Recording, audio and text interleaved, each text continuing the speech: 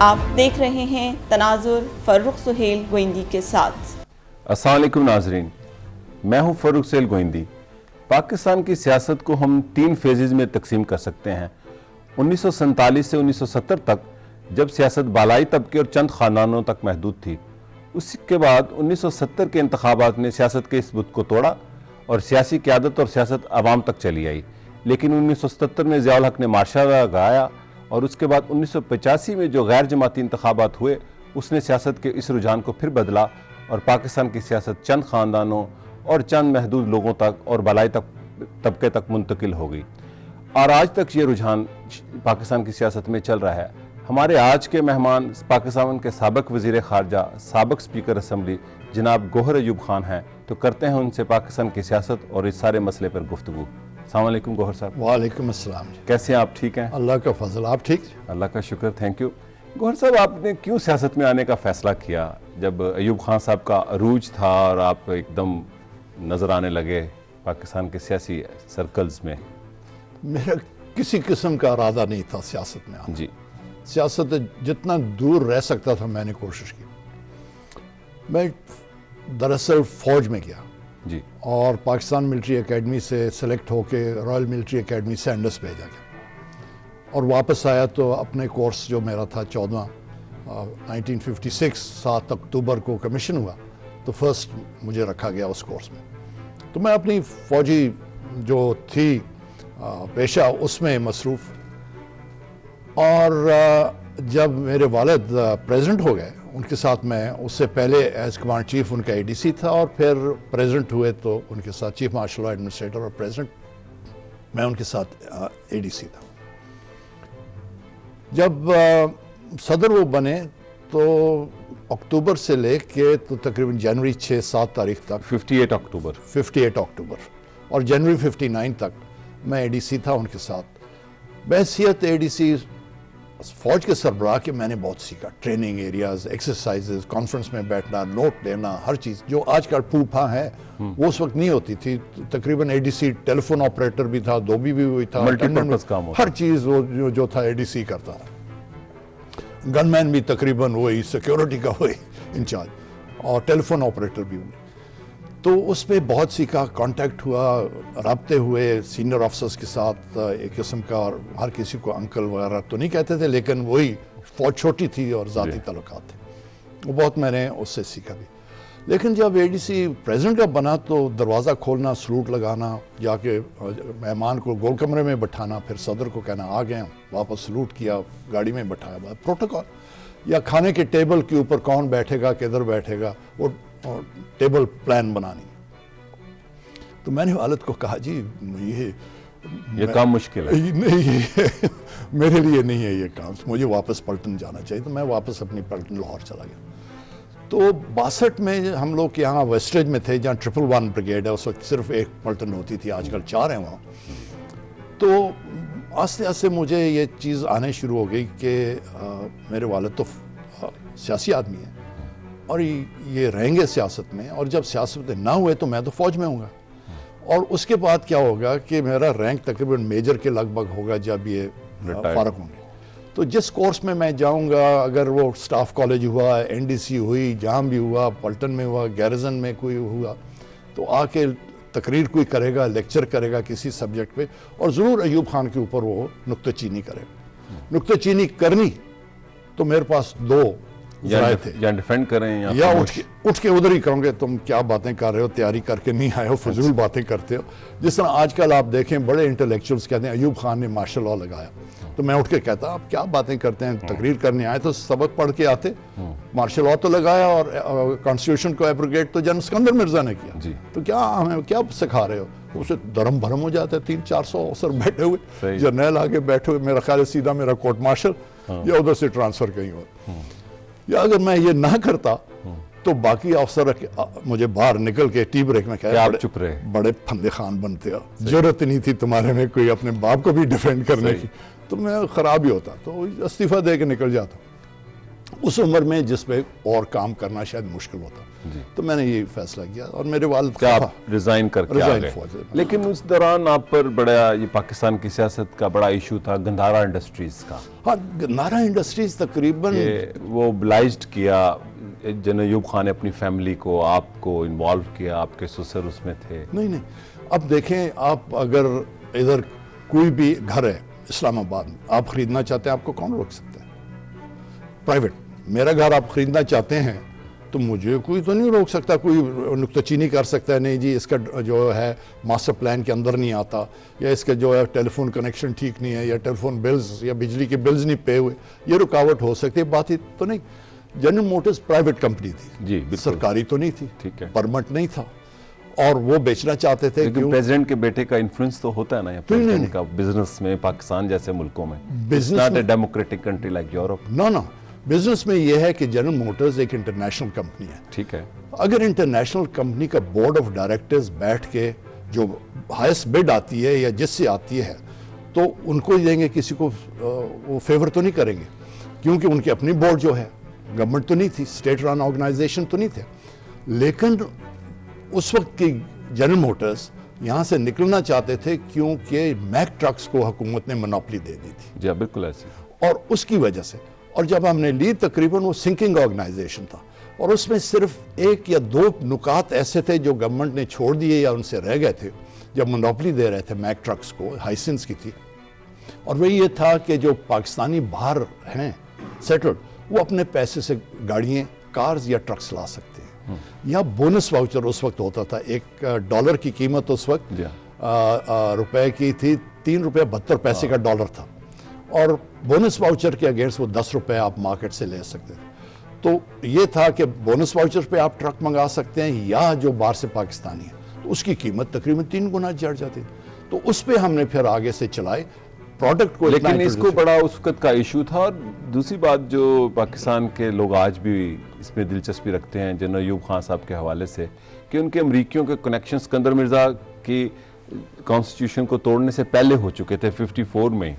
ہاں, اس میں کوئی شک نہیں. اس کا یہ تھا کہ پاکستان امریکہ کے چنگل میں چلا گیا, آج تک ہے. وہ اس طرح ہوا کہ لیاقت علی خان صاحب شہید, وہ ان کو روس سے جو دعوت انویٹیشن آئی تھی. اب کسی نے شاید دیکھا نہیں اس انویٹیشن کو, تو وہ کیا کیا کہ 14 اگست کی انویٹیشن دے دی. 14 اگست تو پاکستان ڈے ہے. اب پرائم منسٹر باہر چلا جائے, پاکستان ڈے جو ان سے ہے وہ منا نہیں رہا. پرائم منسٹر اس وقت تو پرائم منسٹر کا تھا, اور اس وجہ سے انہوں نے کہا کہ یہ ڈیٹ سوٹیبل نہیں ہے, کوئی چینج کرو. اس کے دوران ابھی تک شاید یہ بھی نہیں آیا تھا کہ تاریخ ہم چینج کرتے ہیں, تو امریکہ سے انویٹیشن آ گئی, وہ امریکہ چلے گئے. لیکن جب ایوب خان کمانڈ چیف بنے تو فوج کا حالات تو خستہ تھا. یہ نہیں کہ سپاہی افسر کی وجہ سے, اس پہ بھی خستہ تھا, اس لیے کہ پاکستان خود ایک کمزور ملک تھا, بھی ابھر رہا تھا, پورا ملک ایک نیا ملک تھا. وہ یہ تھا, تقسیم جب ہوئی تو ہندوستان میں سکھ ریجمنٹس تھی, وہ تمام سکھ 100%, ڈوگراز تھی وہ 100% ڈوگرا, گورکھا تھی وہ 100% گورکھا, راجپوت ریجمنٹس تھی اس میں پورے ہندو تھے. 1857 پہلی جنگ آزادی کے بعد, کیونکہ پہلی یونٹ جس نے بغاوت کی پورے یونٹ کی طور پہ 3rd لائٹ کیولری تھی میرٹھ میں, 10 مئی 1857, 100% مسلمان. اس کے بعد جب وہ کچل دیا اس اپرائزنگ کو, تو انگریز نے کیا کیا, کوئی یونٹ 100% مسلمان نہیں چھوڑی, ان کو آدھے سے زیادہ نہیں ہونے دیا, یا بیچ میں ہندو یا ڈوگرا یا سکھ یا باقی بیچ میں رکھتے. تو پاکستان کو جو یونٹس آئیں وہ کسی مکسڈ ریجمنٹ اور بٹالین سے آئیں, ان کو جوڑا توڑا, اور جو اکوپمنٹ یہاں آنا تھا وہ بھی پورا ہندوستان نے نہیں دیا. تو فوج کے پاس تقریباً ٹینک 1951 میں جب ایک ہندوستان نے فوج اپنی بارڈر پہ لائے, ہمارے بارڈر پہ, ہمارے پاس 13 ٹینک تھے جن کے انجن چلتے تھے, باقی نہیں تھے. تو ایوب خان نے سوچا کہ کہاں سے لائیں, حکومت کے پاس تو پیسہ نہیں اور کوئی دینے والا نہیں اس فوج کو, تو امریکنوں سے دوستی کی. اور امریکنوں کو, اور یہ زمانہ سوویت یونین کو کنٹین کرنے کا بھی تھا, اور پولیٹیکل انفلوئنس بھی ہوا امریکہ کا, ملٹری الائنس تو چلو ہو گیا. نہیں, ایوب خان نے پاکستان کو جس طرح کہتا نا انٹروڈیوس کرنا تھا امریکہ کو, بھائی کیسے دیں ہمیں, یہ ٹینک دیں, جہاز دیں, آپ دوزے دیں, اور باقی سامان دیں ہمیں، جو پیسے ہماری فوج کے لیے وہ دیں، گیریزنز بنائیں، کنٹونمنٹس بنائیں. انہوں نے کہا کہ جی یہ فوج جو سی ہے سوویت یونین آئے گا افغانستان میں اور اس کو کنٹین کرنے کے لیے پتہ نہیں امریکن کب آتے ہیں نہیں آتے ہیں، لیکن ان کی تھنکنگ ضرور تھی. اور پریزیڈنٹ آئزن ہاور نے اپنے خطاب میں بھی لکھا کہ ایوب خان نے ہمیں کہا کہ جی سوویت یونین افغانستان میں آئے گی، اور ہم اس کو نہیں مان رہے تھے کہ یہ چیز نہیں ہو سکی، لیکن ایوب خان سچا. لیکن اس کا ایک نتیجہ یہ بھی ہوا یہاں پہ جو ڈیموکریٹک فورسز تھیں، جو پروگریسو لوگ تھے، ان کو بالکل دبا کے رکھا گیا جنرل ایوب خان کے زمانے میں. اسی پالیسی کا حصہ تھا؟ نہیں، ایسے ہوا پاکستان میں 66 میں پھر موومنٹ چلی. وہ اس طرح ہوا کہ 58 میں جب جنرل اسکندر مرزا چلے گئے جی، تو اس کے بعد ایبڈو آئی. ایبڈو یہ تھا جو سیاسی لوگوں پر پابندی لگا دی گئی. نہیں، سیاسی لوگوں پہ پابندی نہیں لگی. وہ یہ ہوا کہ جن پہ کرپشن کے چارجز تھے، اس وقت چھوٹی موٹی کرپشن ہوتی تھی، جی کار لے لی پرمٹ پہ، پیسے تھوڑے تھے، اس کو کرپشن بھی چھوٹی تھی. کار لے لی پرمٹ پہ، اس کو جا کے بیچ دیا، 10-12 ہزار کما لیے. کوئی ٹائر 5 لے لیے کنٹرول پرائس پہ، اس کو بیچ دیا. بیٹری بیچ دی، بیٹے کو ادھر لگا دیا، داماد کو ادھر لگا دیا. یہ چھوٹی موٹی چیزیں ہوتی تھیں. تو اس پہ کیا کیا ملٹری گورنمنٹ نے کہ پولیٹیشنز کے اوپر ایک چارج شیٹ لگائی کہ جی آپ صرف پولیٹیشنز پر؟ صرف نہیں، سول سرونٹس بھی تھے. سول سرونٹس بھی تھے. ہاں، اس پہ وہ چارج شیٹ لگائی کہ یہ آپ کے اوپر چارجز ہیں اور آپ ڈسکوالیفائی ہیں. سول سرونٹس کو نکال دیا اور پولیٹیکل وکٹمائزیشن تھی جو ہمیشہ فوج کرتی ہے. ہاں جی. اور انہوں نے کہا کہ جی یہ آپ کے اوپر چارجز ہیں، 10 سال آپ ڈسکوالیفائڈ ہیں. اگر اس کے اوپر کوئی شک شبہ ہے آپ کو یا اعتراض ہے، آپ سپریم کورٹ میں جائیں. مولوی تمیز الدین گئے سپریم کورٹ، وہ ہر کوئی تو مولوی تمیز الدین نہیں ہوتا. سنیں، اور اسی طرح جو ان سے ہیں شہید سہروردی صاحب گئے، وہ گئے، 1-2 اور گئے، وہ چلے گئے. باقیوں نے چپ کر کے بیٹھ گئے، کیونکہ اگر وہ جاتے سپریم کورٹ تو سپریم کورٹ ان کو اگر کوئی چارجز نہیں تھے تو ان کو بحال کر دیتی. As simple as that. اچھا گوہر صاحب، آپ پاکستان کے وزیر خارجہ تھے ایک سر جنگ کے بعد جب طالبان بنے، اور آپ ہی وزیر خارجہ تھے جب پاکستان کی حکومت میں میاں نواز شریف کی حکومت نے طالبان کو ریکگنائز کیا ان کی حکومت کی. اس کے پیچھے کیا پلان تھا؟ پاکستان کا کیا منصوبہ تھا؟ کہ طالبان جو ان سے تھے انہوں نے تقریباً، اب کئی لوگ کہتے ہیں کہ جی یہ جو ان سا ہے یہ آئسا نے کریٹ کیے، جن بابر کہتا ہے میں نے کریٹ کیے. وہی طالبان جو ان سے ہیں وہ جو مجاہدین لڑ رہے تھے افغانستان میں، ان کی باقیات تھیں. اور نہیں، ان کی باقیات نہیں تھی. یہ ہوتا ہے کہ عموماً آپ دیکھیں کہ کوئی ایک موومنٹ یا جنگ یا خانہ جنگی ہو ملکوں میں، جس طرح سمجھے چین میں تھی، تو چین میں جو تھا کمیونسٹ پارٹی کومنٹانگ کے خلاف جب لڑ رہی تھی تو اس میں ماؤ سے ٹونگ ابھرا، اس نے اکٹھا کیا، لانگ مارچ، آئیڈیالوجی تھی ایک. اسی طرح جو سا انڈونیشیا میں دیکھیں سکارنو صاحب ابھرے، کنیاٹا کینیا میں تھا، ونبیلا تھا الجزائر میں، ہاں جی، اسی طرح فرینکو اور کیسٹرو اور یہ لوگ جو تھے، اور ٹیٹو، تو وہ ابھرتے ہیں. افغانستان میں یہ چیز نہ ہوئی.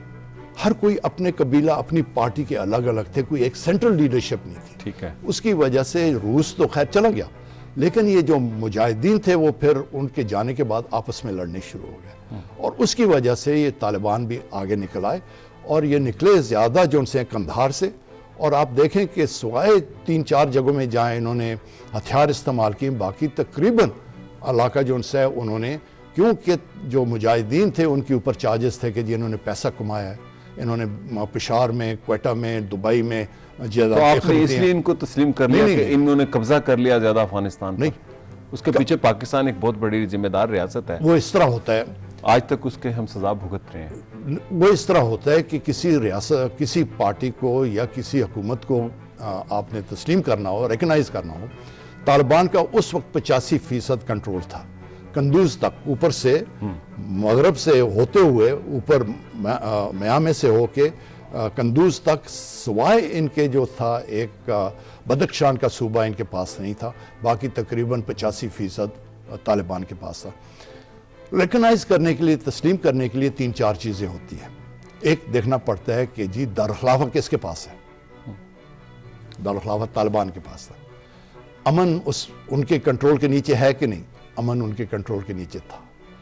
تیسری چیز یہ ریکوائرمنٹ ہے کہ کتنا علاقہ اس ملک کا ان کے کنٹرول میں، 85% ان کے کنٹرول. دوسرے جو تھے ناردرن الائنس والے، وہ جو ایتھنک، مطلب یہ ہے کہ باقی مائنورٹیز کی حکومت تھی، اس میں ازبیک، تاجک، ترکمان، احمد، ہزارہ باقی لوگ تھے. تو عموماً آپ کو ایتھنک مائنورٹیز کی ایک گورنمنٹ بنی ہوئی تسلیم نہیں کرنی. لیکن اس میں کچھ لوگ یہ بھی کہتے ہیں کہ اس وقت کی جو حکومت تھی، میاں نواز شریف پرائم منسٹر تھے، ان کا ٹلٹ تھا دائیں بازو کی طرف اور طالبان جیسے لوگوں کی طرف. حمید گل کے مسئلے پر بھی جب نامزدگی ہوئی آصف نواز صاحب کی تو حمید گل صاحب کوئی مطمئن نہیں تھے، اور آپ نے اپنی کتاب میں بھی ذکر کیا کہ انہوں نے ایکسیپٹ نہیں کیا ان کو جو پوزیشن دی گئی اور وہ ریزائن کر گئے. کوئی ایسی وجہ تو نہیں تھی، کوئی نظریاتی ان کی وابستگی تو نہیں تھی؟ اس میں اس کے کوئی شک نہیں کہ میاں نواز شریف صاحب کی ہے رائٹ سائڈ کی ٹلٹ ضرور ہے، اور ان کے جو تھے طالبان کے لیڈرز ان کے ساتھ ملاقات ادھر اسلام آباد میں ہوتی رہی جس وقت میں تھا وزیر خارجہ. اور یہ بھی تھا کہ جو ناردرن الائنس کے ادھر ربانی صاحب، پروفیسر ربانی، ان کے ساتھ بھی بہت تھی. اور یہ تھا کہ جب طالبان کی حکومت کو تسلیم بھی کیا اس کے بعد بھی مجھے کہا کہ جی یہ بندوبست ہونا چاہیے کہ ناردرن الائنس والوں ادھر بلائیں، اسلام آباد میں بات چیت ہو اور طالبان کے ساتھ ہو. وہ بھی UN کے نیچے کرائی، اور پروفیسر ربانی کو ہم نے جہاز یہاں سے بھیجا، جا کے ان کو مزار شریف سے لائے یہاں اور مذاکرات ہوئے. تو نواز شریف صاحب کا تعلقات دونوں کے ساتھ تھا. اس لیے طالبان بھی کہتے تھے، ایک قسم کا گلہ کرتے تھے کہ جی آپ 2 کشتیوں میں سوار ہیں، خراب آپ ہوں گے. صحیح ہے. اچھا، اس دور میں آپ کی کتاب میں اکثر ذکر ہے کہ میاں شہباز شریف صاحب جرنیلوں سے ملتے تھے اور چیف آف آرمی سٹاف ناراض ہوتے تھے. یہ کیا خواہش تھی؟ پاور کو زیادہ پوزیسو تھے، رکھنا چاہتے میاں برادران؟ اس طرح تھا کہ ایک لیفٹیننٹ جنرل وہ جا کے شہباز شریف کو ملا، بلایا ہوگا یا ملا ہوگا جس طرح بھی ہے، تو یہ چیز خفیہ تو نہیں رہتی. اور آرمی چیف تھے جنرل آصف نواز، انہوں نے پھر اس لیفٹیننٹ جنرل کو بلایا GHQ. تو بقول جنرل آصف نواز کے انہوں نے مجھے کہا، میرے قریبی دوست کیونکہ ہم 1942 سے اکٹھے رہے، اسکولوں میں، سری نگر میں، پھر فوج میں، ایک ہی یونٹ، ایک ہی کمرہ وغیرہ وغیرہ. تو انہوں نے کہا کہ جی یہ چیز تو میں نہیں اجازت دے سکتا. تو اس لیفٹیننٹ جنرل کو میں نے GHQ بلایا اور 2 گھنٹے میں نے اپنے ملٹری سیکرٹری کے پاس بٹھائی رکھا، اس کو نہیں بلایا. اور جب اندر بلایا بھی تو اس کو میں نے کرسی نہیں دی، اور اس کو میں نے صاف کہا کہ بھائی سیاست تم کرنا چاہتے ہو تو ریزائن کر کے سیاست کرو. اور کہتا ہے میں نے اتنا دبایا کہ اس کے پسینے چھوٹ رہے تھے. اچھا، اس دور میں جسٹس صاحب کا بھی مسئلہ ہوا، سجاد علی شاہ صاحب کا، اور آپ کو میاں صاحب نے کہا کہ کوئی ایسا طریقہ ہو سکتا ہے کہ ان کو قابو کیا جائے؟ وہ یہ تھا کہ میں اپنی منسٹری فارن منسٹری میں بیٹھا ہوا تھا، تو پارلیمنٹ کے جو کیبنٹ روم ہے اس میں جو پریولیجز کمیٹی ہے وہ بیٹھی ہوئی تھی، پرائم منسٹر بھی تھے وہ، اور مجھے ٹیلی فون کیا پرائم منسٹر صاحب نے، نواز شریف نے، کہ گور صاحب آپ کیا کر رہے ہیں؟ میں نے کہا جی نتھنگ ارتھ شیٹرنگ، یہ نہیں کہ آسمان گر رہا ہے تو میں اس کو تھمائے ہوئے. میں نے کہا جی کیا چیز ہے کہ آپ آ جائیں ادھر؟ میں نے کہا مجھے بتا دیں موضوع کیا ہے تاکہ میں تیاری کروں. کہ نہیں آپ ایک دم آ جائیں. تو میں گیا تو ادھر کمیٹی روم بھرا ہوا تھا، سارے لوگ بیٹھے تھے، پارٹی کی لیڈرشپ، اور یہ پارٹی کی لیڈرشپ نہیں، یہ جو پریولیجز کمیٹی تھی اور چند ایک باقی لوگ تھے. میں نے خیال نہیں کیا کون ہے، لیکن کمرہ بھرا ہوا تھا. مجھے دائیں سائڈ پہ بٹھا دیا. تو انہوں نے کہا جی ان کی بات سنیں کہ ہم چیف جسٹس کو طلب کرنا چاہتے ہیں پریولیجز کمیٹی کے سامنے، تو آپ کی کیا رائے ہے؟ تو میں نے کہا جی یہ رولز جو ان سے ہیں، rules of procedure conduct of business, یہ کمیٹی نے بنایا، لیکن میں ان میں کافی حصہ لیتا رہا ہوں اور یہ متفقہ پاس ہوئے. اچھا، اس میں ہم لوگ تھانے دار کو، اسسٹنٹ کمیشنر کو، بہت ہوا ڈپٹی کمشنر کو بلا کے جاڑ جوڑ کے اس کو بھیج دیتے ہیں. وہ معافی مانگتا ہے، بس خوش ہو جاتا ہے، خرچہ کافی ہو جاتا ہے، لیکن وہ معافی مانگتا ہے. جو ہوتا ہے ہمارا ممبر، میاں صاحب چیف جسٹس کو بلانا چاہتے تھے؟ نہیں، کمیٹی کے چیئرمین صاحبزادہ صاحب تھے، تو انہوں نے اور کمیٹی نے کہا کہ جی ہم طلب کر سکتے ہیں، اور میاں صاحب اس کے حق میں تھے کہ بلانا چاہیے. تو مجھے پوچھا کہ اس کو طلب کر سکتے ہیں ہم، سرو کر سکتے ہیں؟ میں نے کہا جی نہیں کر سکتے آپ، اتنا یہ فار ریچنگ اب نہیں جا سکتے. گو اندرا گاندھی کو بلایا گیا تھا، اس کو سزا بھی ہوئی، لیکن یہاں یہ ہے کہ ہمارا سسٹم بالکل الٹا سیدھا نہیں، فریجائل سسٹم، یہ ٹوٹ جائے گا. صحیح ہے. اور اگر آپ نے نوٹس دیا بھی، اس کو طلب بھی کیا، تو وہ اس کو ڈس ریگارڈ کرے گا. جب ڈس ریگارڈ کرے گا تو یہ معاملہ بن جائے گا. 2 پلرز جو ان سے ہیں، تو یہ بچنا چاہیے. تو میرے خیال میاں صاحب سمجھ گئے اس چیز کو. لیکن انہوں نے آپ کو یہ بھی کہا کہ ان کو ہم ایک رات کے لیے گرفتار کر لیں؟ یہ ضرور کہا. وہ اس پہ پھر مجھے کہا کہ میرے ساتھ جانا. اچھا میاں صاحب نے کہا ہاں میرے ساتھ جانا. تو ادھر سے وہ کمیٹی میٹنگ ایڈجرن ہوگی, ختم ہوگی, سارے چلے گئے. تو ہم نیچے اترے لفٹ سے بیسمنٹ میں, گاڑی میں بیٹھے. تو وہ بائیں سائڈ پہ بیٹھے تھے, میں دائیں سائڈ پہ بیٹھا. نکلے پارلیمنٹ سے, گیٹ مین گیٹ نمبر 1 وہ جو ہے مین گیٹ, اس سے نکلے اور سپریم کورٹ کے سامنے جو یو ٹرن لیتے ہیں پرائم منسٹر ہاؤس کی طرف, وہاں ٹرن لے رہے تھے. تو میرے پاؤں پہ ہاتھ رکھنے کہتے ہیں گاڈ صاحب مجھے طریقہ بتائیں کہ ایک رات کے لیے میں اس کو جیل میں ڈالوں. کیوں یہ چاہتے تھے, کیوں یہ پولیٹیکل لیڈرشپ ایسی کیوں کرتی ہے جس سے پھر وہ بعد میں خود اس کا وکٹم بنتے ہیں؟ اس کی کیا وجہ ہوتی ہے؟ آپ نے ایک بڑا سیاسی سفر کیا, آپ کا ایک تجربہ ہے 40 سال سے زیادہ. دیکھیے چیز یہ ہے کہ ہمارا جو جمہوری طرز طریقہ ہے ذرا کمزور ہے فی الحال. اور یہی چیز تھی جب میں اسپیکر بنا 1990 میں, تو رسمی ہوتا ہے کہ جا کے صدر کو ملتا ہے آدمی کہ جی میں اسپیکر ہو گیا ہوں, تو ہاؤس کو چلاؤں گا, سب چلاؤں گا, میں جانتا ہوں. دوسرے دن میں میاں صاحب کو ملا, پرائم منسٹر کو, تو ان کو بھی میں نے یہی کہا کہ جی بے نظیر کو میں اچھی طرح جانتا ہوں, ہاؤس کے جتنے ہیں ان کے کئی والدین ہیں, ان کے ساتھ میں نے کام کیا, تقریباً ہر کسی کو میں ٹھیک جانتا ہوں اور چل جائے گا, مداخلت نہ کریں ہاؤس میرے اتھارٹی پہ, اور ہاؤس میں تو آپ دیکھیں گے کام ٹھیک جائے گا. جب وہ چیز میں ایکسپلین کر چکا تو میں نے ان کو یہ بھی کہا کہ میں نے کہا جی 4 چیزیں اگر آپ نوٹ کریں تو میرا خیال ہے کام ٹھیک چلتا رہے گا, آپ ٹھیک جائیں گے. کہ کیا؟ میں نے کہا صدر کے ساتھ آپ کے تعلقات اچھے ہونے چاہیے. دوسرا آپ نے گر بتائے. ہاں میں نے کہا صدر کے ساتھ تعلقات اچھے. دوسرا جو ان سے ہے وہ جو ان سے ہے آرمی چیف کے ساتھ تعلقات اچھے رہے. تیسرا جو ان سے ہے امریکنوں کے ساتھ تعلقات ٹھیک رہے. چوتھا جو ان سے ہے ہندوستان کے ساتھ اعلان جنگ نہیں ہونا چاہیے. لیکن ہاں تو انہوں نے کہا ٹھیک ہے.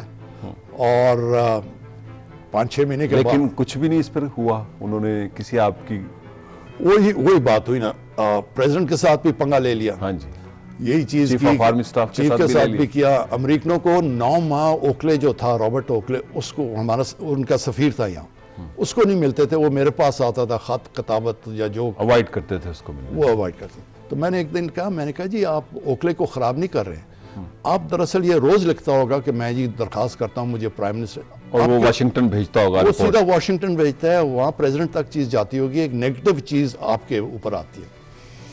تو جب ہماری حکومت ڈسمس ہوئی, الیکشنز کے لیے ہم گئے اسلام آباد, ایک کھانے پہ بیٹھے ہوئے تھے, تو میں نے کہا میاں صاحب میں نے آپ کو 4 چیزیں کہی تھی, آپ نے ایک پر بھی عمل نہیں کیا. نہیں, آپ نے پریزیڈنٹ سے بھی جھگڑا لے لیا, آرمی چیف سے لے لیا, امریکنوں کے ساتھ لے لیا, میرا خیال ہے 3-4 مہینے اور رہتے, ہندوستان کے ساتھ بھی آپ کر دیتے. صحیح ہے. اچھا گوہر صاحب, آپ نے ایک بڑی موٹی کتاب لکھی, ایوان اقتدار کے مشاہدات. اس کا اینڈ جو ہے وہ 99 تک ہے. آپ نے بڑے مختصر انداز میں, ایک تو اس کا کوئی بیک گراؤنڈ نہیں لکھی, اور اس میں آپ نے یہ صاف لکھا کہ مجھے 3 دن پہلے پتہ چل گیا تھا اور میں نے تو کاغذات بھی اٹھا لی. آپ کو کیسے پتہ چل جاتا ہے یہ سارا کچھ دیکھیں آپ کہ فوج آ جائے گی؟ دیکھیں اس میں آپ کتاب میں دیکھ لیں, میں نے اپنے والد کو 4 اکتوبر 58 میں کہا, جب آرمی ہاؤس سے CNC ہاؤس سے ہم GHQ آ رہے تھے, تو جہاں آج آرمی کا میوزیم ہے اور لائبریری ہے جی, تو وہاں میں نے جرت کی, تو میں نے کہا کہ یہ جو مارشل لا لگ رہا ہے یہ کامیاب یہ نہیں ہوگا جس طرح لگ رہا ہے. 58 میں 4 اکتوبر کو میں نے کہا نہیں ہوگا. 14 دن پہلے نہیں, 18 اکتوبر 7 کو 3 دن پہلے. 3 دن پہلے. اب اسی شام کو ہم کراچی جا رہے تھے. انہوں نے کہا کیوں؟ میں نے کہا 2 تلواریں ایک میان میں ڈالی جا رہی ہیں. اسکندر مرزا بھی ایک ٹاورنگ پرسنالٹی, اسٹرانگ مین, آپ بھی آرمی چیف, اسی طرح کے 2 تلواریں ایک میان میں نہیں چل رہی. یہ وہی حساب ہوگا جس طرح مصر میں ہوا تھا کرنل ناصر اور جنرل نجیب یا مجیب تھے, تو وہی حساب ہوگا. تو مجھے کہتے ہیں اس کے بعد میں تمہارے سے اس موضوع پہ بات نہیں سننا چاہتا. میں چپ ہو گیا بس, ٹھیک ہے. دوسری چیز آپ دیکھیں کہ ایسٹ پاکستان میں اب 67 کی بات ہے, میں شیر کے شکار کے لیے گیا ہوا تھا, سلیٹ کے ٹی پلانٹیشنز تھے, تو اس میں جتنے ویسٹ پاکستانی تھے انہوں نے کھانا کیا. نادر شاہ ایک ہیں نوشہرہ کے, انہوں نے مجھے دعوت دی, تو بیٹھے تھے. انہوں نے پوچھا جی حالات کیا ہیں کیا؟ میں نے کہا دیکھو یہ بالکل ایک حالات ایسے ہوں جائیں گے جس طرح پہلے جنگ آزادی کے تھے انگریز کے خلاف, ایک دم کوئی چیز پھٹے گی. اور مجھے نظر آ رہا ہے بنگال میں یہی ہوگا, ایسٹ پاکستان میں آپ لوگ ایسے بیٹھے ہوئے ہیں کہ ارد گرد آپ کے جتنا ملازم ہیں وہ ہندو ہیں اور ارد گرد بنگالی ہیں سب. آپ کوشش کریں گے ڈھاکہ یا چٹاگانگ جانے کی، راستے میں آپ کو قتل کر کے رکھ دیں گے. بہت ہوا تو آپ بارڈر کو کراس کر کے ہندوستان چلے جانا، 3 مہینے رکھیں گے پھر بھیج دیں گے. صحیح. میں دیکھ رہا تھا کہ ایسٹ پاکستان جو ان سے ہمارے ساتھ نہیں رہ کے جائے گا. اور اسی طرح 99 میں دیکھ رہے تھے آپ. اسی طرح 99 میں کیا ہوا کہ میں نے 1 مہینے کی چھٹی لی اور میں نے جانا تھا. آپ سمیل کر گئے کچھ ہونے والا سامنے نظر آ رہا تھا. 10 اگست کو میں پرائم منسٹر کو ملا تو میں نے کہا جی میں چھٹی جا رہا ہوں، آپ اپروو کر دیں گے. ٹھیک ہے. تو باتیں جب ختم ہوئی تو میں نے کہا حالات ہمارے بہت خراب ہیں اور میں نے کہا جی حالات اتنے خراب ہیں کہ آپ گرفتار ہو جائیں گے. اب ایک میاں نواز شریف صاحب کو سیدھا میں نے کہا جی آپ گرفتار ہو جائیں گے اور یہ گارڈ جو باہر کھڑی ہوئی ہے اسلامی دے رہی ہے آپ کو گرفتار کرے گا. یہ اسی طرح ہوگا جو کلونیل نظام ہے یہاں. ہاں اسی طرح ہوگا جس طرح 18 اپریل 1993 میں ہوا کہ جب اسمبلی کو ڈیزالو کیا پریزیڈنٹ نے، یہی گارڈ جو سی آپ گیٹ ویٹ بند کر دیے اور حفاظتی بن گئے آپ کے. اور میں آیا تھا اسپیکر عدالت میں جا کے پٹیشن ڈالنے کے لیے کہ یہ غیر قانونی ہوا ہے، تو وہ میرا جھنڈا دیکھ کے گارڈ نے گیٹ کھول دیا. میں آپ کے پاس آیا کہ جی پٹیشن ڈال دی ہے. یہ تقریباً وہی چیز ہو گئی. لنڈن سے میں واپس آیا تو میرا خیال تھی 18 ستمبر میں پھر ملا وزیر اعظم. تو میں نے کہا جی اس 1 ماہ میں نے لنڈن میں بہت لوگوں سے باتیں کی ہیں. ورلڈ بینک کے کئی لوگ میرے پاس آئے پاکستانی، انہوں نے کہا جی یہ 2 سال کے لیے ایک کیئر ٹیکر ہونا چاہیے، حالات ہمارے خراب ہو گئے، اقتصادی حالات. وہ کہہ رہے تھے ورلڈ بینک والے پاکستانی. اور جب چھٹی پہ آدمی ہو تو کھلی بات چلتی ہے. آفیشلی جائے تو ایئرپورٹ سے آپ کو گاڑی میں بٹھایا، سیدھا ایک میٹنگ، دوسری میٹنگ، تیسری میٹنگ، فری ہوتا ہے. ہاں یہاں فری ہوتا ہے. تو بہت چیزیں تھیں اور میں نے ڈیٹیل میں بتائی، کیبنٹ میں بتائی. تو لیکن اس میٹنگ میں نے کہا میاں صاحب نہیں تھے یقین کر رہے ایسا ہو سکتا ہے؟ وہ نہیں کر رہے تھے. اچھا. پہلی دفعہ 8 اگست نہ 10 اگست کو مجھے کہتے ہیں اللہ مالک. میں نے کہا جی اللہ تو مالک ہے، آدمی کو بھی کچھ کرنا پڑتا ہے. صحیح ہے. دوسری دفعہ میں نے کہا تو پھر کہتے ہیں کہ جی اللہ مالک. میں نے کہا جی اللہ تو مالک ہے لیکن خود بھی کچھ کرنا پڑتا ہے، ہمارے ختم ہے یہ. آپ گرفتار ہوں گے، ہمارا پتہ نہیں کیا ہوگا. خیر ایک دم مجھے کہتے ہیں گور صاحب پچھلی دفعہ جب ملے تو میں نے کہا تھا آپ سے میں نے بات کرنی ہے، کسی نے مجھے کچھ کہا ہے، میں نے آپ سے بات کرنی ہے.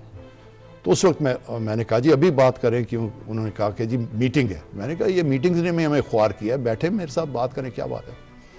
اس دفعہ انہوں نے کہا کہ جی مجھے کہا گیا تھا فاروق خان لغاری کا، اور جب ان کا جھگڑا تھا 99 میں نہ 97 تو فاروق خان لغاری نے کہا کہ میاں صاحب آپ کے وزیر آپ کے ساتھ نہیں ہیں. تو پرائم منسٹر نے پوچھا کون نہیں ہے؟ کہ گور ایوب تمہارے ساتھ نہیں ہے. میں نے کہا آئی ہوپ، میں امید کرتا ہوں کہ انہوں نے یہ نہیں کہا کہ گور ایوب کو وزیر اعظم بناؤ ان کی جگہ. کہ انہوں نے کہا ہے کہ گور ایوب نے کہا ہے کہ بے نظیر کو بھی ڈسکوالیفائی کرو کرپشن پہ اور نواز شریف کو بھی ڈسکوالیفائی کرو کرپشن. اچھا. میں نے کہا مجھے تو نہیں وزیر اعظم.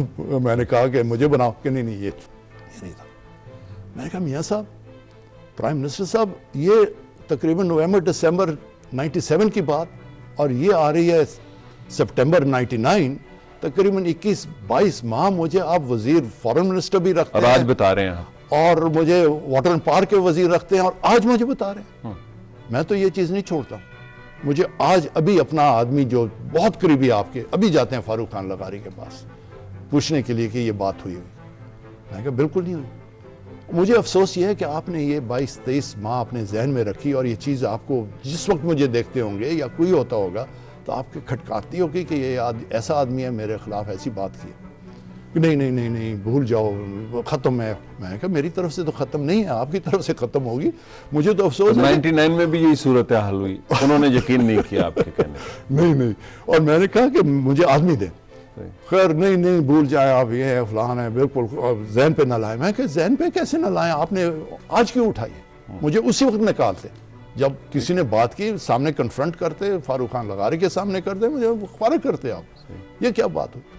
خیر حکومت ختم ہوئی تو فاروق خان لغاری ادھر نواب اسد کے گھر شادی کا فنکشن تھا، میرے گھر کے ساتھ ہی ہے نواب کالا باغ کا گھر.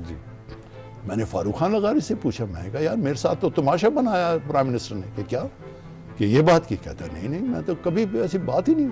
تو میں نے پرائم منسٹر کو بھی کہا کہ فاروق خان لغاری کے ساتھ میں ایز فارن منسٹر 2-3 منٹ پہلے جاتا تھا, کوئی باہر سے مہمان آئے, ان کا کہتا جی یہ ڈسکشن ہوئی ہے, انہوں نے یہ پوائنٹس ریز کیے ہیں, آپ ان کے ساتھ اس لائن پہ بات کریں. میں نے کہا اس کے زیادہ تو میرا تو کانٹیکٹ. 99 میں بھی آپ وارن کرتے رہے, لیکن میاں صاحب نے ایکسیپٹ نہیں کیا کہ ایسا ہو سکتا ہے. اچھا, آپ کی پارٹی پاکستان مسلم لیگ قائد اعظم جو سی ہے, یہ پرویز مشرف صاحب کی اتحادی پارٹی, بلکہ ان کی اپوزیشن تو یہ کہتی ہے کہ انہوں نے خود بنائی. یہ غلطی نہیں تھی آپ لوگوں کی پرویز مشرف کو سپورٹ کرنا؟ اس طرح تھا کہ اب جب 12 اگست کو, جس طرح آپ نے کہا, میں نے کتاب میں بھی لکھا ہے کھلا, اور اس میں میں نے 15 اکتوبر 1999 ڈیٹ لائن رکھی تھی کہ ملٹری ایکشن ضرور ہونا ہے, جنرل مشرف ایکٹ ضرور کریں گے. میں نے اپنے تمام فائلیں والے سب 3 دن پہلے اٹھا کے لے گئے آپ دفتر سے؟ سب کلیئر کر دیا. اور صبح ہم بیٹھے ہوئے تھے, میرا سیکرٹری آپ کو کچھ خفیہ اطلاعات آ جاتی؟ نہیں کوئی نہیں. اچھا, کوئی نہیں. شیور یہ دیکھیں, یا سمیل کرتے ہیں آپ؟ نہیں وہ نہیں ہوتا. دیکھیں نا, اگر 51 سے جنوری 51 سے لے کے آرمی ہاؤس میں آدمی رہے تو پتہ چل جاتا ہے سسٹم کا ٹرینڈز کیا ہے. اور میرا والد جو تھا وہ فوج کے ایک قسم سربراہ بھی تھے, ایک father of the Pakistan army. جی, اس کا جس طرح روح ہوتا ہے نا, فوج کیا کرے گی, کس وقت ایکٹ کرے گی, فوج کے صحیح ڈائنامکس کو جانتے ہیں آپ. نہ صرف یہ جو 99 میں ہوا ہے, میں جیل میں تھا 1977 میں, تو مجھے ٹرائل, اسپیشل کورٹ کا ٹرائل تھا, بھٹو کے خلاف تقریریں اور ڈیفنس آف پاکستان رولز کے نیچے مجھے رکھا ہوا تھا پھانسی گارڈ میں. اب کیا ہوا کہ 10 دن پہلے, مارشل لاء لگنے سے پہلے, 5 جولائی سے پہلے, ہاں, تو کرنل علیم افریدی تھے ادھر, ان کو وہ اٹک کانسپریسی کیس میں رکھا ہوا تھا. تو میں نے کہا آ رہا ہے, چینج آ رہی ہے. اچھا, کیسے تمہیں پتہ ہے؟ میں نے کہا جی سروس چیفز اور جوائنٹ چیف کو کیبنٹ میں بلایا, اور ان کو بالکل پتہ ہو جائے گا کہ یہ تو بالکل کھوکھلے ہیں, ان میں کچھ نہیں ہے, یہ بھاگتے ہیں, کوئی ایک گھر میں چھپتا ہے, کبھی دوسرے گھر میں چھپتا ہے, تو وہ خوار نہیں ہونا چاہیں گے عوام کے سامنے. تو میرا خیال ہے یہ آ رہے ہیں. تو اسی طرح آپ اندازہ لگا لیتے ہیں. 4 جولائی کو جج جو تھا اسپیشل کورٹ کا پشاور میں, تو وہ میرے کیسز کو اور مجھے سزا دینے کے لیے بالکل تیار, 5 صبح. تو میں نے کہا کہ جی آپ کریں جو مرضی کرتے ہیں, کل دیکھیں گے کیا ہوتا ہے. تو مجھے وہ پریزائڈنگ آفیسر جو جج تھا وہ کہتے تم مجھے دھمکی دے رہے ہو. میں نے کہا جی دھمکی نہیں دے رہا ہوں, میں کہہ رہا ہوں کل دیکھیں گے کیا ہوگا 5 جولائی کو. پھر وہ کہتا ہے تم دھمکی دے رہے ہو مجھے. میں کہا جی میں دھمکی نہیں دے رہا ہوں, میں کہہ رہا ہوں کہ کل صبح دیکھیں گے کیا ہوتا ہے. اور صبح مارشل آ گیا, صبح مارشل جاؤ لگتا. تو یہ بتائیں, جو پرویز مشرف کے ساتھ آپ گئے, میرا جو سوال ہے, یہ غلطی نہیں تھی؟ اس میں یہ تھا کہ, اور آپ ان کو یہ پریڈکٹ کرتے رہے کہ آپ جا رہے ہیں, اب یہ ہے اور ان کی کیا غلطیاں تھیں؟ اب یہ ہے کہ جب آرمی نے ٹیک اوور کیا, ہم لوگ سپریم کورٹ میں گئے, جس میں وسیم سجاد, اسی طرح سمرو صاحب جو سپیکر تھے, اور باقی چند نے پٹیشن کو سائن کیا, اور سپریم کورٹ میں ہم نے جا کے کیس لڑا کہ یہ غیر قانونی ہے. کراچی میں جو ہیئرنگز ہوتی تھی میاں صاحب کی, اس پہ جانا, سب کچھ جانا. اب کیا ہوا کہ جب اٹک سے میں ڈپٹی اپوزیشن لیڈر تھا ان دا نیشنل اسمبلی, میاں صاحب لیڈر آف دی اپوزیشن, میں deputy leader of the opposition, اور اس اسمبلی میں 1993 سے 96 تک تقریباً وہ چلاتا رہا 2 سال میں. پھر میاں صاحب بھی بیچ میں ایکٹیو ہو گئے. اب کیا ہوا کہ یہ تمام ہم ان کے کیسز لڑتے رہے, ہر چیز ہوئی, لیکن ایک دن F10 میں ہم بیٹھے ہوئے, بیگم کلثوم بھی وہاں تھی, راجہ ظفر الحق بھی تھا, پلان کر رہے تھے کہ جی ہم کیسے بلوچستان میں میٹنگز کریں, کوئٹہ میں کریں, ڈیرہ اسماعیل خان میں کریں, پشاور میں کریں. اور راجہ ظفر الحق مجھے ذمہ دے رہا تھا آپ جا کے یہ جو ان سے پروسیشنز لیڈ کریں یا تقریریں کریں, باقی بیگم کلثوم اس جگہ میں جائے گی, وہ فلانی جگہ میں جائے. شام کو دیکھتے ہیں میاں صاحب گیا, نکل گئے, ملک سے باہر چلے گئے. ملک سے باہر. آپ کو کانفیڈنس میں نہیں لیا؟ کسی کو نہیں پتا. آپ نے اس کا رد عمل یہ کیا کہ آپ پھر پرویز مشرف کے ساتھ شامل ہو؟ نہیں, بات یہ, آپ کی پارٹی تو رہی, اس کی امبریلا کے نیچے رہی پرویز مشرف. آپ سنیں نا, اگر میں فوجی ہوں, جو نیا لڑائی لگی ہوئی ہے, لڑائی لگی ہوئی دیکھتے ہیں کمانڈر بھاگ گیا, باقی کہیں کدھر گیا, کہاں آپ ریزسٹ کرتے؟ कैसे रेजिस्ट का अच्छा ये बताएं आप, जहाज को गोली मार के नीचे गिराते परवेज मुशर्रफ साहब ने शुरू में ये मैसेज दिया कि वो अतातुर्क से मुतासिर हैं, हाँ। कुत्ते भी उन्होंने उठाए दिखाने के लिए, टर्की भी वो गए, लेकिन उन्होंने जो एक फ्रेंडली अपोजिशन बनाई और पाकिस्तान में जो मुल्ला लोग थे उनको एस्टैब्लिश किया, ये कॉन्ट्राडिक्शन नहीं थी परवेज मुशर्रफ की कि सेकुलर फोर्सेस को सपोर्ट नहीं किया उन्होंने किसी तरह भी, चंद एक चेहरों को ले लिया बस? इसमें कोई शक नहीं कि क्योंकि तुर्की में जनरल मुशर्रफ रह चुके थे, स्कूल में थे और तुर्की बोलते थे और समझते थे, और मुसलमान। लेकिन अतातुर्क डिक्टेटर नहीं था, उसने रेवोल्यूशन किया था, उसने कूड अटैक नहीं तक किया। अतातुर्क ने जी बहुत जंगें लड़ी, जी जंगें लड़ी, अलाइड आर्मी के खिलाफ जंग लड़ी और जीती। अलाइड आर्मी और जो अतातुर्क और परवेज मुशर्रफ में फर्क है, ये मैं अर्ज कर रहा हूँ। यूनान की फौज अंकारा का जहां अभी डेमलो पिनार में उन्होंने गिरफ्तार किया यूनानी जर्नल को। यूनान की फौज जो थी जहां आज अतातुर्क का मौज़ोलियम हाँ है, जी। मकबरा है, वहां तक पहुंच चुकी थी, बिल्कुल ऐसे ही है। वहां से उन्होंने किया। ख्वातीन, बूढ़े, लेकिन बच्चे, ये तो अतातुर्क ना बने ना, फिर ये तो कनान एवरन भी ना बन सके, वो नहीं हो सका। अपने तजादात में मारे गए परवेज मुशर्रफ। मेरे ख्याल जनरल मुशर्रफ का ये हुआ कि हर फौज में क्या होता है कि अगर आप मिलिट्री टेक ओवर करते हैं या उसको करते हैं एक प्लान की तौर पे करते हैं, क्योंकि एक प्लान की तौर पे नहीं आए और जो 7 पॉइंट्स भी थी वो भी पूरी तरह अमल नहीं हुआ। जो अतातुर्क की प्लान थी, जिस तरह खिलाफत को ख़त्म किया, मॉडर्न टर्की लाए, मॉडर्नाइज किया, फैज़ की टोपी ख़त्म की, बाकी चीज़ें की, स्क्रिप्ट को चेंज किया, वो चीज़ें जिस तरह वो नहीं हो सकी। और कायदे आज़म बड़े मुतासिर थे अतातुर्क से। ज़रूर थे जी, कायदे आज़म ज़रूर थे, लेकिन कायदे आज़म को भी अगर आप देखें तो कायदे आज़म जिस तरह आज पाकिस्तान में हमारा पार्लियामानी निज़ाम चल रहा है, तो पाकिस्तान बना तो कायदे आज़म ने कहीं नहीं कहा था कि पार्लियामानी निज़ाम जो सा है पाकिस्तान में होगा। अभी मैं एक नई प्रेसिडेंशियल निज़ाम के हामी थे। जी, मेरे पास आर्काइव्स के डॉक्यूमेंट्स हैं जो मैं पब्लिश कर रहा हूँ, और मेरे वालिद के भी जो इंटरव्यूज़ थे वो एक किताब आ रही है, उसके बैक कवर पे वो जो कायदे आज़म ने 10 जुलाई 1947 को लिखा, उन्होंने लिखा फ्यूचर कॉन्स्टिट्यूशन ऑफ पाकिस्तान, आइंदा आइन पाकिस्तान, उसका ढांचा जो बनाया उन्होंने अपनी नोटबुक होती है ना, नोट पैड डेली, उसके ऊपर लिखा हुआ, बड़ी बारीक लिखाई, छोटी लिखाई जी। Future constitution of Pakistan, number 1 parliamentary form of government, उसका लाइन लगा के करते हैं, it has succeeded so far in Britain alone, nowhere else. Okay. Number 2, presidential form of government, bracket के अंदर लिखते हैं more suited to Pakistan. हालांकि ये फेडरेशन है, यहाँ चल सकते हैं, आप समझते हैं। तो परवेज मुशर्रफ साहब की हम बात कर रहे थे, वो अपनी कॉन्ट्राडिक्शन का शिकार हो गए। कॉन्ट्रडिक्शन का नहीं, उस तरह हुआ कि मेरा ख्याल है उन्होंने जो ये सिस्टम लोकल गवर्नमेंट्स का किया, तो शुरू में जब उन्होंने कहा कि जी मेरे आदमी हैं नाज़म वाज़म, उनका शायद ये था ये कि सारा उनका कार्डर बन गया, ये कार्डर बन गया, ये बिल्कुल ख्वाब था उनका एक। वो सक्सीड नहीं कर सकता, क्योंकि इसलिए कि पॉलिटिकल पार्टीज जो सी हैं उनके साथ वो जो सा है वो हमेशा रहे। तजर्बे से आप देख लें कि अयूब खान ने भी कोशिश की कि नॉन पार्टी सिस्टम चले, लेकिन नहीं चला। वो साफ नहीं चला जनरल, और फिर ने कोशिश की, नहीं चला। पार्टीज जो सी है वो आई। अयूब खान बड़ी आसानी से कर सकता था कि एक नई पार्टी बना लेते और बन भी जाती, लोग जमा हो जाते, लेकिन कई दोस्तों ने उनको कहा कि जी आप मुस्लिम लीग को अगर नहीं अडॉप्ट करते हैं तो ये होगा कि ये जो स्ट्रगल थी पूरी मुसलमानों की बड़े सगीर में 1906 से लगी हुई, वो बिल्कुल ख़त्म हो जाएगी। अच्छा, मुस्लिम लीग तो ख़त्म थी। गौहर साहब, आज की सियासत पर आते हैं। आपकी पार्टी आजकल बड़ी एक बैलेंसिंग पावर में है, सुनते हैं कि उनके हुकूमत से भी राब्ते हैं, सुनते हैं कि मियाँ साहब की पार्टी, मियाँ नवाज शरीफ साहब की पार्टी से भी राब्ते हैं। ऐसी क्या है, आप क्या करना चाहते हैं, क्या है आपके ज़हन में सियासी प्लान नियर फ्यूचर में? मैं हूँ मुस्लिम लीगी जी।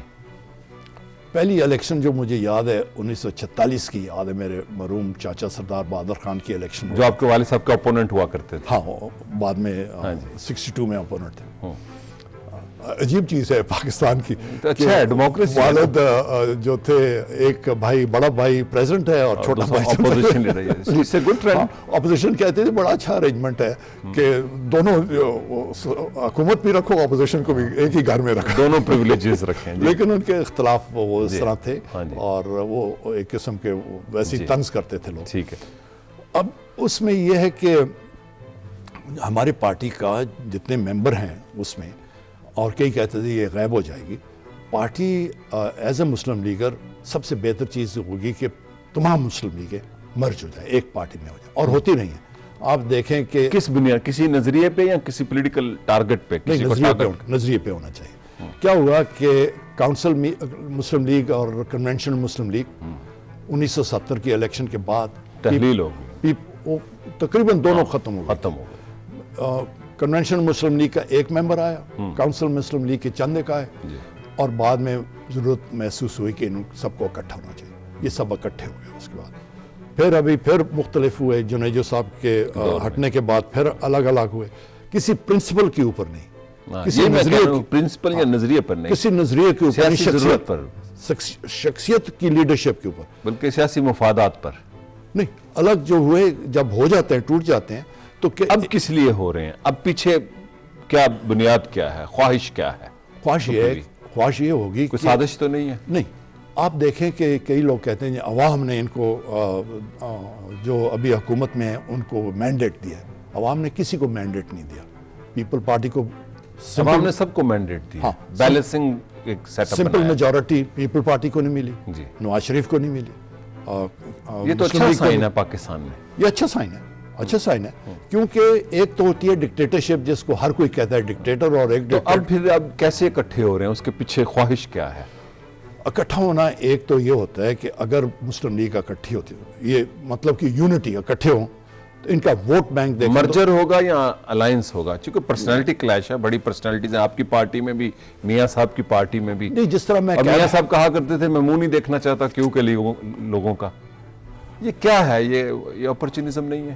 دیکھیں, میاں صاحب کے والد کو کس نے پکڑ کے دفتر سے بنڈل کر کے گھسیٹ کے گاڑی میں گھسیڑ مارا, جی, اور ادھر ہی پاکستان مسلم لیگ کے سیکریٹریٹ میں ہم بیٹھے ہوئے تھے, میں اور چند ایک اور, ہم ڈھونڈ رہے تھے کہ میاں صاحب ہیں کہاں, بڑے میاں صاحب. تو آج پھر آپ اکٹھے ہو رہے ہیں تو اس کے پیچھے کیا ہے؟ اچھا سنیں, تو اگر وہ چیز میاں صاحب بڑے میاں نواز شریف بھول سکتا ہے ان کے والد کی جو ٹریٹمنٹ پیپل پارٹی نے کی ہے, تو اس میں یہ ہے کہ مسلم لیگ پیپلز پارٹی اور نون تو بھول گئی اپنی, انہوں نے تو ریکنسیلیشن کر لی دونوں جماعتوں نے. اب آپ کا تو بڑا تھا کہ میاں صاحب سمجھتے تھے کہ آپ نے غداری کی آپ کی جماعت نے, آپ پرویز مشرف کے ساتھ 9-10 سال ان کے ساتھ رہے. ہم نے غداری تو نہیں, کہ میاں صاحب آ گئے تھے, انہوں نے غداری کی.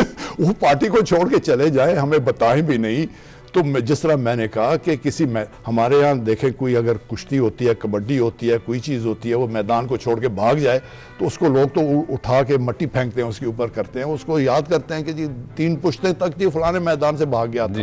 ہمارے دیہاتوں میں تو یہ روایت ہے, اس کو کہتے ہیں اس کو. آپ بھاگے نہیں ہیں؟ نہیں, ہم لوگ کون گیا باہر, ہم یہاں تھے. لیکن آپ پریویلیجڈ تھے. نہیں, پرویج کوئی نہیں. چلے آج آپ اکٹھے ہو رہے ہیں تو واپس آتے ہیں, اس کے پیچھے کیا آپ کیا سمجھتے ہیں؟ پاکستان کی ڈیموکریسی کو, پاکستان کے عوام کو کیا فائدہ ہوگا؟ اب یہ ہوتا ہے کہ جو چھوٹی پارٹیز ہوتی ہیں پاکستان میں, آئندہ بھی آپ دیکھیں گے کہ 2/3 میجورٹی ملنا بہت مشکل ہوگا کسی میں. وہ دن چلے گئے ہیں جہاں برطانیہ میں, اس میں اسرائیل میں, ملیشیا میں, پاکستان میں 2/3 اکثریت مل جاتی تھی. ابھی وہ سپلٹ مینڈیٹ سب کو ملے گا. اور جو پارٹیز ہوں گی جن کے پاس, جس طرح MQM ہو گئی, مسلم لیگ ہو گئی, پچھلی الیکشن میں ان کو 17 سیٹیں ملی, اس سے پہلے 96 میں پیپل پارٹی کو 17 سیٹیں ملی. یہ چیز چینج ہوتی ہے اوور نائٹ, راتوں رات تبدیل ہو جاتی ہے. اب مسلم لیگ کا اکٹھا ہونا یہ ہے کہ کسی نہ کسی دن یہ اکٹھے ہو جائیں گے, جو بھی اختلاف ہوئے, لیکن موجودہ آج کل میں نظر نہیں آتا یہ. اچھا, وقت لگے گا اس کا؟ جی, وقت لگے گا. اور دوسری چیز یہ ہے کہ الائنس کرنا, وہ بھی الائنس امپاسبل نہیں ہے, شاید ہو سکتا ہے الائنس ان کے ساتھ, ہو سکتا ہے پیپلز پارٹی کے ساتھ, ہو سکتا ہے کہ دونوں کے ساتھ نہ کریں. لیکن پنجاب میں دوسری طرح ہم یہ بھی دیکھتے ہیں کہ آپ کی پارٹی جو انسی ہے پیپلز پارٹی کے ساتھ بھی رابطے میں ہے. گورنر صاحب آپ کے جو لیڈر ہیں پرویز الہی صاحب کے گھر بھی جاتے ہیں, ادھر بھی رابطے میں. یہ کیا کوئی کھیل ہے؟ کھیل نہیں ہے, وہ یہ ہے کہ پیپل پارٹی بھی اس پوزیشن میں پنجاب میں نہیں ہے کہ وہ گورنمنٹ فارم کر سکے. این جون سی ہے, وہ جو ہمارے فورورڈ بلاک ہے ان کے ساتھ جون سی ایک گورنمنٹ بنائی ہوئی ہے. کچھ بھی ہو سکتا ہے سیاست میں. کہیں ایسے تو نہیں ہے آپ 17th امینڈمنٹ اور 58B2 کے ذریعے ایسی پاکستان میں سیاست کرنا چاہتے ہیں جو 90s میں تھی, پھر پیپلز پارٹی کے لیے ٹربل کریٹ کرنا چاہتے ہیں on the name of democracy and merger of Muslim leagues اور maybe alliances of Muslim League? وہ تو یہ ہے کہ 18 فروری کے الیکشن کے بعد اگر یہ بات ہوتی تو این کیو یہ اکٹھے ہو جاتے اور باقیوں کو ساتھ ملا لیتے تو پیپلز پارٹی اپوزیشن میں بیٹھی ہوتی. نمبرز ہی ہیں. اگر آپ ٹوٹل ان کے ووٹر دیکھیں دونوں کے تو پیپلز پارٹی کے بہت, اور پھر ابھی پیپلز پارٹی کی پرفارمنس بھی آپ دیکھ لیں تو گراف تقریباً کہاں ہے روٹی حکومتوں میں ایسے ہی ہوتا ہے. آپ کی پارٹی جب حکومت میں تھی اس کا بھی گراف نیچے چلا گیا تھا. نہیں, وہ یہ ہوتا ہے کہ گراف کبھی 5 سال کی ایک دور میں, لیکن اب ریپڈ ڈیولپمنٹ ہے نا پاکستان کی سیاست. آپ دیکھیں جی 5 سال کے دور میں ایک پولیٹیکل پارٹی کے لیے گراف ہمیشہ اوپر نہیں جاتا, بہت کم ہوتی ہے.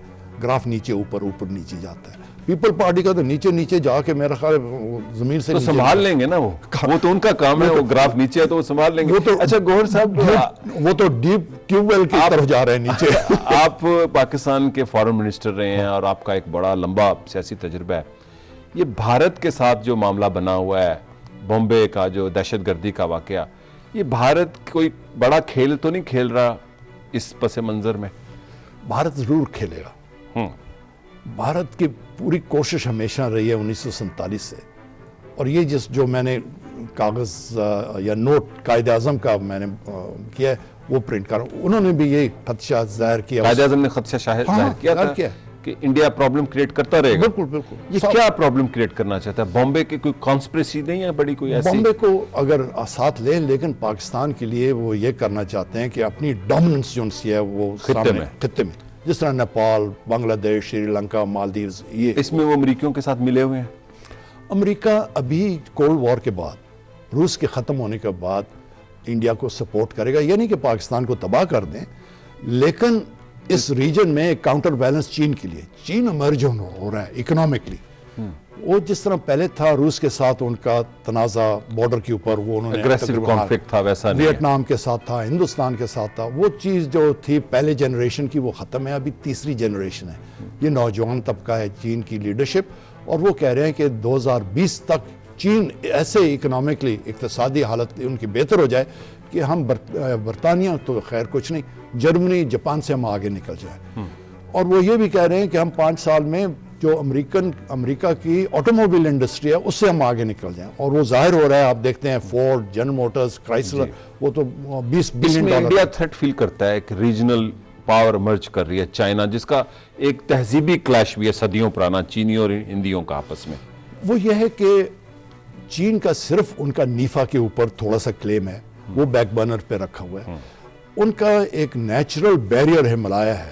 چین اس طرف نہیں آیا, صدیوں میں چین نہیں آیا. دیکھیں چین کا جو ایک ملک ہے جس کی باؤنڈری تقریباً 2,500-3 ہزار سال سے وہی رہی ہے, اس سے کم نہیں ہوئی, آگے پیچھے نہیں ہوئی. یہ ہندوستان کی طرف چین کبھی نہیں آیا. ہندوستان بھی کبھی چین کی طرف نہیں گیا. ہندوستان نہیں گیا. دریائے امو سے لے کے, آکسس دریا سے لے کے افغانستان, پاکستان, ہندوستان, یہ ملیہ, برما اور انڈونیشیا کے بالی کے جزیرے تک یہ ہندوستان مہابھارت کسی زمانے میں تھا.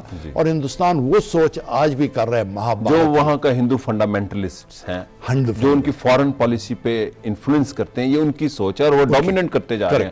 وہاں پہ سیکولر فورسز جو ان سے ہیں وہ ویکن ہو گئی ہیں. کچھ تھوڑی بہت ہو گئی ہے, لیکن ہمیں اس کو اوور پلے بھی نہیں کرنا. پاکستان اس کا کیسے متبادل کوئی فارن پالیسی بنائے, ریجنل پالیسی بنائے, کیا کر سکتا ہے؟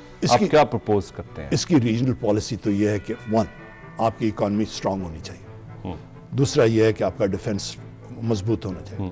تیسرا یہ ہے کہ آپ کے مسلم جو ملک ہیں, ریجنل مسلم ملک ہیں, جس ایران ہے, ٹرکی, افغانستان ہے. دیکھیں جو تعلقات ہمارے ایران کے ساتھ تھے آج اس طرح کے نہیں ہیں. شاہ کے دوران یا اس کے بعد تو پھر طالبان یہ آ گئے, آیت اللہ آ گئے, اور تعلقات ہمارے خراب ہوئے. لیکن اس سے پہلے آپ دیکھیں کتنی ہماری مدد ایران کرتا ہے, کتنی ہماری مدد سعودی عرب کرتے, کتنی ہماری مدد یہ جتنے شیخ ہیں گلف میں وہ ہماری کرتے. روس سے بھی تعلقات بنانے چاہیے, سینٹرل ایشیا سے بھی تعلقات بنانے چاہیے, سب بیلنس کرنے کے لیے سارے ریجنل پالیٹکس کو. آپ میرے والد کی کتاب جو نکلی ہے glimpses into the corridors, Ayub خان's ڈائریز, اس میں دیکھیں کہ روس کے ساتھ کتنے ہمارے اچھے تعلقات ہو گئے تھے, بہترین آخری دور میں ایوب خان کے بہت. اور یہاں تک کہ 10 مارچ کو 67 में डिप्टी डिफेंस मिनिस्टर आता है मार्शल ग्रेचको रूस का, और वो अयूब खान से मुज़ाकरात करते हैं और फिर 1-to-1 मीटिंग। तो उन्होंने कहा जी आप हमारी लीडरशिप को यहाँ मिलना चाहते हैं, बाहर मिलना चाहते हैं, सिक्योरिटी मिले, हम हर मदद करने के लिए तैयार हैं, यहाँ तक कि हमें टैंक, तोपे, शिप्स, मिसाइल्स, रॉकेट्स, हर चीज़ वो देने के लिए तैयार। सोवियत यूनियन सिर्फ उन्होंने कहा कि जी बॉम्बर हम नहीं देंगे, आप हमारे से MiG-21 जितने लें, Su-27 जितने लेने। तो आज समझते हैं फिर सूरत हाल है कि पाकिस्तान अपनी फॉरेन पॉलिसी को रीथिंक करे, इकोनॉमिकली अपने आप को मजबूत करे, रीजनल कंट्रीज़ के साथ ताल्लुकात मजबूत करे, तो इंडिया का जो कॉन्फ्लिक्ट है, जो प्रेशर है हमारे ऊपर, उसको डिफ्यूज़ किया जा सकता है। हमें कंसिस्टेंसी लेनी है, ओके, बिल्कुल कंसिस्टेंसी होनी चाहिए। आप देखें 60s में क्या था, हिंदुस्तान के रुपए की कीमत कम, पाकिस्तान की मजबूत, पाकिस्तान की डेवलपमेंट ज़्यादा, हिंदुस्तान की कम, पाकिस्तान की स्टेबिलिटी बहुत ज़्यादा, उनकी कम। और हिंदुस्तान वाले कहते थे कि जो पाकिस्तान में है खुराक कम। आप देखें कि 65 की जंग में गंदम 14 रुपए मन, आजकल आटा चोखर नहीं मिल रहा 14 रुपए का किलो। ऐसे चले। अब आखिर में एक सवाल आपसे, आप पाकिस्तान का मुस्तकबिल किस से मंजर में देख रहे हैं, इसका फ्यूचर? पाकिस्तान का बहुत ब्राइट है, इसको लीडरशिप चाहिए, इसको कंसिस्टेंसी चाहिए, इसको पॉलिसीज़ की और बाकी चीज़ों, इसको जो है सूबों की जो कशपश है उसको ठीक करना है और ऑन बोर्ड सबको लेना है। अब ये देखें कि हमारे पास 4 ओहदे हैं, आइन में कुछ नहीं लिखा उसका, प्रेसिडेंट है, प्राइम मिनिस्टर है, senate chairman, speaker of the national assembly. हमें कोशिश करनी चाहिए कि ये नुमाइंदगी हर सूबे को एक को मिलनी चाहिए, एक सिंबॉलिक होना चाहिए, एक सिंबॉलिक चीज़ हो। सही। इसी तरह फिर नीचे जो मिनिस्टर्स होते हैं उनको भी जो सारा निज़ाम ऐसे बैलेंस होना चाहिए, और जो सूबे हैं जिनकी प्रॉब्लम्स हैं उनको एड्रेस करना, और गरीब आदमी की ज़िंदगी बदलनी चाहिए, उस वक्त तक तो कुछ नहीं होगा। आप देखें ना जी, हमारे जो जागीरदार हैं सिंध में या इधर पंजाब में, उनके अगर आप देखें जो नेशनल असेंबली में अपने गोशवारे देखें, उनकी गाड़ियां भी नहीं हैं। सही है। आप समझते हैं कि पाकिस्तान में एक नए सिरे से निज़ाम को बदलने के लिए नहीं, आपने पूरा सुना नहीं ना। हाँ। कि अगर अपने गोशवारे में वो दे रहे, मेरे पास गाड़ी नहीं है, मेरे पास घर भी नहीं है, तो ये लाइफस्टाइल अरबों का, करोड़ों का किधर से आता है? ये निज़ाम बदलना। हाँ, ये निज़ाम को बदलना। शुक्रिया गौहर अयूब साहब। नाजरीन, ये थे पाकिस्तान के साबिक वज़ीर ख़ारजा, साबिक स्पीकर असम्बली जनाब गौहर अयूब खान।